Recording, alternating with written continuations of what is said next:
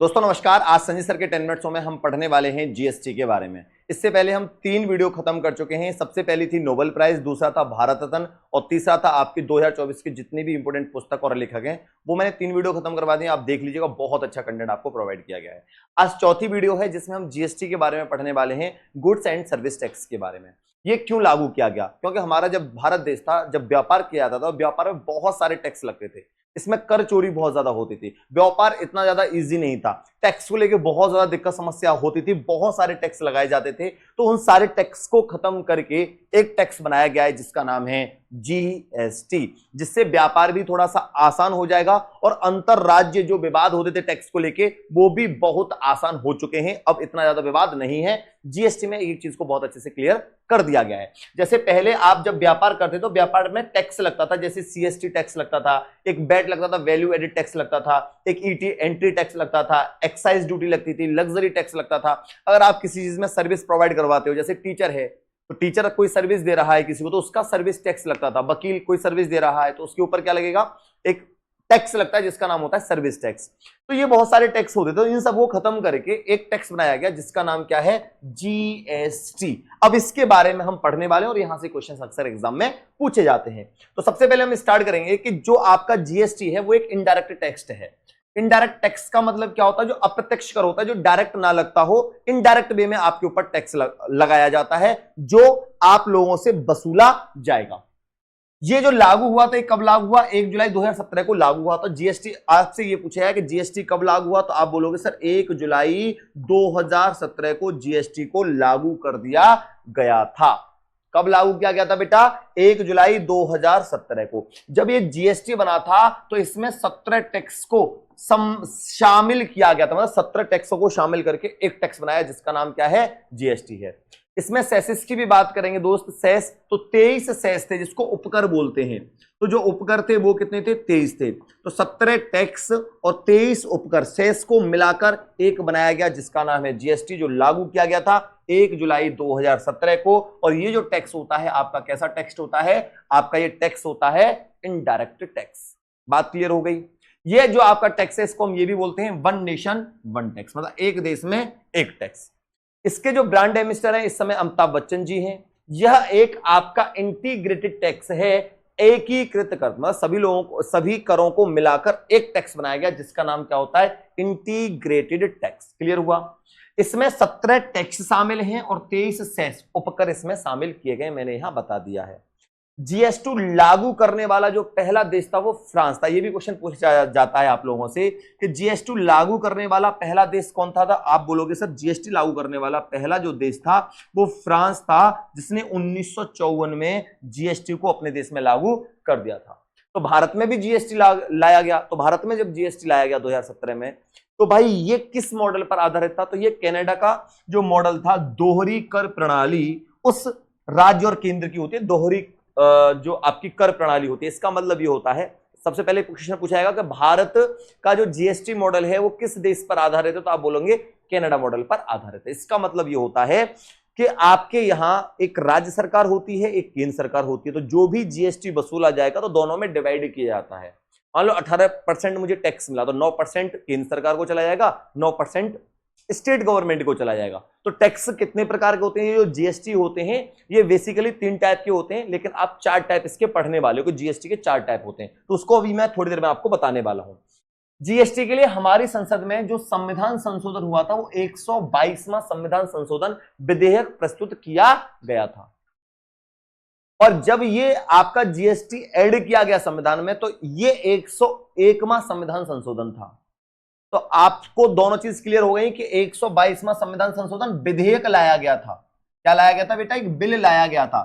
Bill act कब बनता है? जब राज्यसभा, लोकसभा और राष्ट्रपति की मंजूरी मिल जाती है तो वो बिल क्या बन जाता है, एक्ट बन जाता है। तो ये 101वां जो संविधान संशोधन के तहत इसको जीएसटी में जोड़ा गया। क्लियर हो गया। अब 3 अगस्त 2016 में राज्यसभा में पास हुआ था। राज्यसभा में कब पास हुआ? 3 अगस्त 2016 को। फिर 3 अगस्त के बाद 5 दिन बाद 8 अगस्त को ये लोकसभा में भी पास हो गया। जब राज्यसभा और लोकसभा में दोनों में पास हो जाता है तो फिर ये राष्ट्रपति के पास जाता है, जहां राष्ट्रपति की मंजूरी होती है, तब जाके ये लागू होता है, तब जाके ये एक्ट बनता है। तो 8 सितंबर मतलब 1 महीने बाद 2016 में राष्ट्रपति ने हस्ताक्षर किए, जीएसटी लागू करने वाला पहला राज्य असम बना।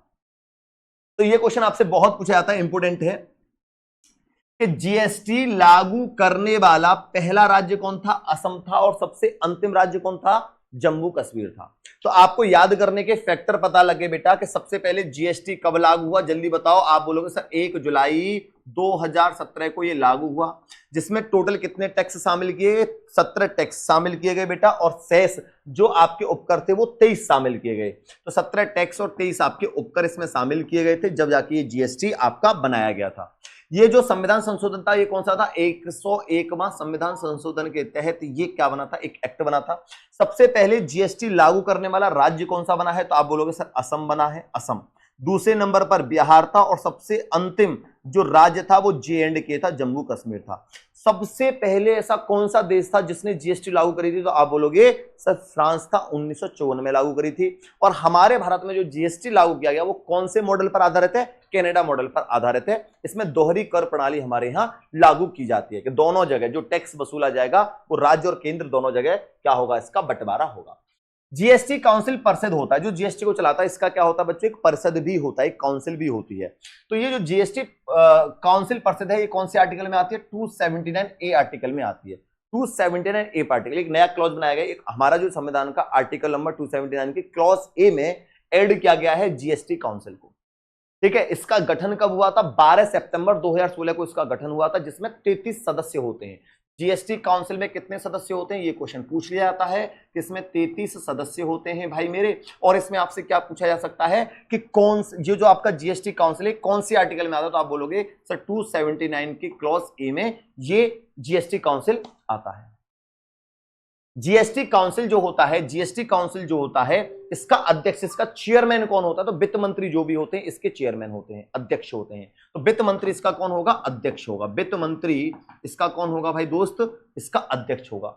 तो फर्स्ट जो वित्त मंत्री बनाए गए थे वो कौन थे? अरुण जेटली।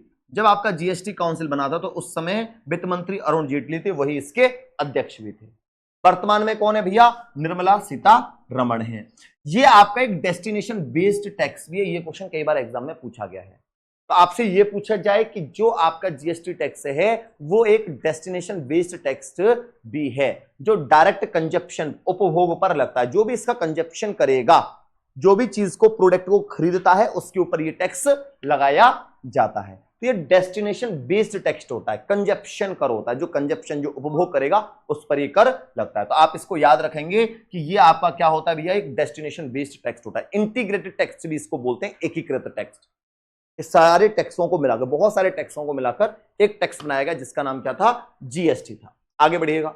इससे जीएसटी के जो टाइप होते हैं बेटा, ये 4 टाइप का होता है। सीजीएसटी का मतलब क्या होता है? जो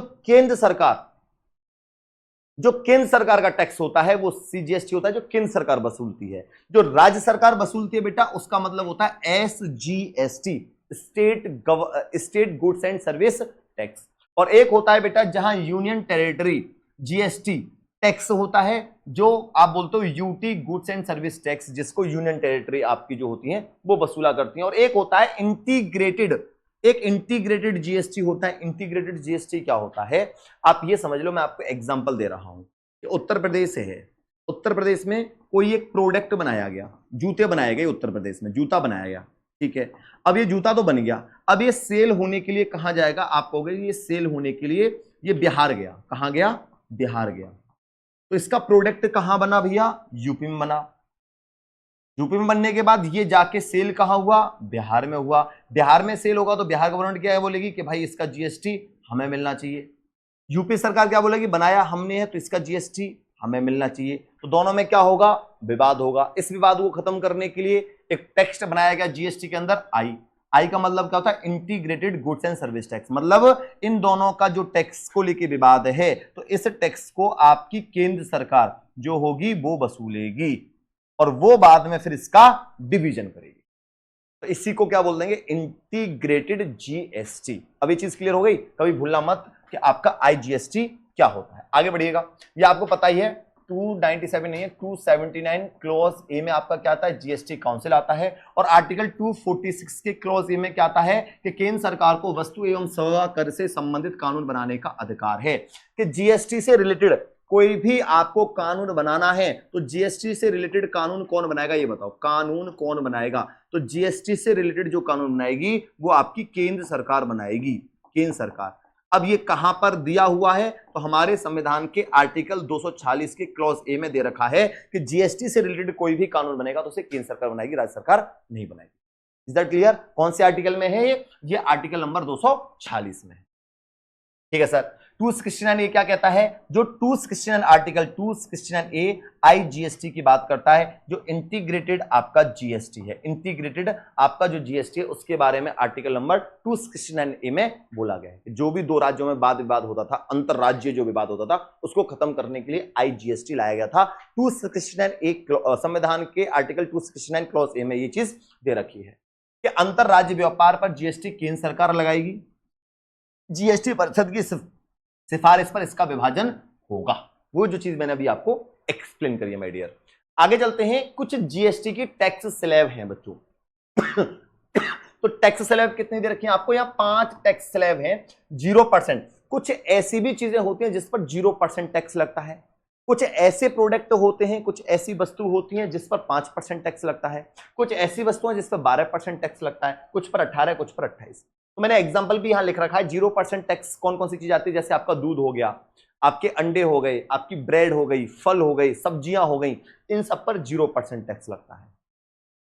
5% टैक्स में जो भी रेल टिकट होगी, आपकी चाय होगी, कॉफी होगी, इस पर 5% टैक्स लगता है। जो छोटे छोटे आपके वो होते हैं रेस्टोरेंट टाइप की चीजें होती हैं, जो छोटे छोटे रेस्टोरेंट होते हैं, उस पर 5% टैक्स लगता है। 12% मांस, तेल, इस पर 12% टैक्स स्लैब आती है। 18% टैक्स स्लैब किस पर आती है? जो केक, आइसक्रीम, पेस्ट्री, इस पर 18% की टैक्स स्लैब आती है। और 28% में क्या आता है? होटल के कमरे, लग्जरियस जो होटल होते हैं, लग्जरियस कार होती हैं, तंबाकू होता है, मांस होता है, इस पर 28% का टैक्स स्लैब आता है। तो आप बोलोगे सर पेट्रोल एंड डीजल पर कौन सा टैक्स लगता है? पेट्रोल हो, डीजल हो, इस पर भी तो कोई टैक्स लगता होगा। कोई नेचुरल गैस है, इस पर कौन सा टैक्स लगेगा? तो इस पर भाई जीएसटी का कोई टैक्स नहीं लगता, कोई स्लैब नहीं आती है। इसके लिए उत्पाद शुल्क अलग होता है, इसका एक अलग टैक्स है।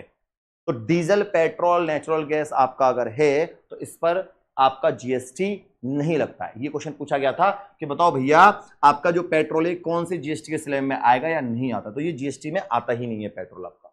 ठीक है, आप इसको याद रखना मेरे भाई। ये आपको दे भी रखा है कि जीएसटी के बाहर क्या क्या रखा गया है? शराब बाहर रखा गया है, शराब जीएसटी में नहीं आता है आपका। पेट्रोलियम उत्पाद जितने भी आपकी पेट्रोल, डीजल, नेचुरल गैस, ये आपका जीएसटी से बाहर है। विद्युत, इलेक्ट्रिसिटी भी आपका, इलेक्ट्रिसिटी भी मेरे बच्चों, इलेक्ट्रिसिटी भी आपका जीएसटी से बाहर रखा गया है। रियल एस्टेट भी आपका जीएसटी से बाहर रखा हुआ है। ये सब किस में आते हैं? उत्पाद शुल्क में आते हैं। ये आपको पता होना चाहिए। एक और चीज याद रख लेना, जो जीएसटी नंबर होता है, जीएसटी नंबर को हम जीएसटी आईएन बोलते हैं। Goods and service tax identification जो नंबर होता है उसमें 15 अंक होते हैं। ये क्वेश्चन भी कई बार पूछ लेते हैं। तो कितने अंक होते हैं बच्चों? 15 अंक होते हैं। इसे और याद कर लीजिएगा कि जीएसटी लागू करने का सुझाव देने वाली समिति कौन सी थी? विजय केलकर समिति 2002।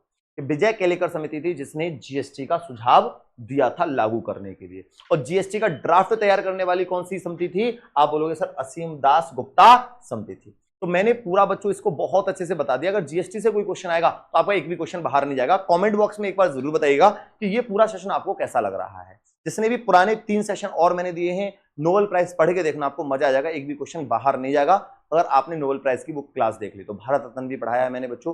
पुस्तकें जो 2024 की जितनी भी इंपोर्टेंट पुस्तक और लेखक हैं वो भी पढ़ के देखना, और ये जीएसटी। और अगर आप चाहते हो कि संजय सर का 10 मिनट्स हो और आपको मिले और बेहतरीन कंटेंट आपको मिले, 10 से 15 मिनट में कंप्लीट हो जाए, तो मुझे कमेंट बॉक्स में जरूर बताइएगा आप लोग क्या चाहते हैं। Thank you very much. Radhe Radhe.